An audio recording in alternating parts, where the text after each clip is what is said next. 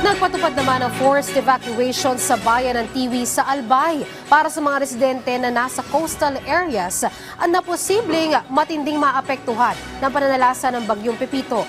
Ang sentro ng balitang yan mula kay Gab Villegas, live.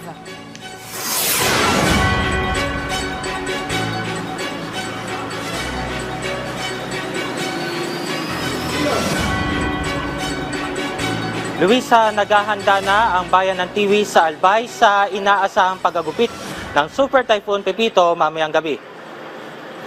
Iniutos na ng lokal na pamahalaan ng Tiwi ang forced evacuation sa mga coastal areas at sa mga delikadong lugar.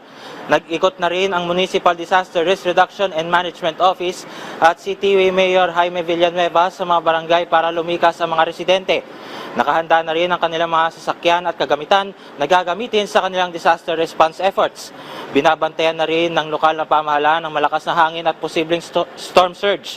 Ayon sa LGU, aabot sa 3,500 pamilya o higit 10,000 individual na ang nailikas mula sa 25 mga barangay. Nananatili ngayon ng mga evacuees sa mga eskwelahan at mga kabahayan na may matitibay na mga istruktura. Luisa, sa mga oras na ito ay nagsisimula ng bumuhos ang malakas na ulan dito sa bayan ng Tiwi sa Albay. At sa pinakauling bulletin ng Pag-asa, nakataas ang signal number 3 dito sa bayan ng Tiwi sa Albay.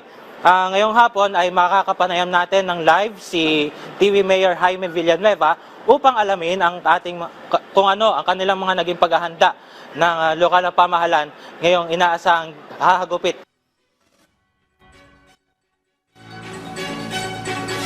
Okay, maraming salamat Gab Villegas.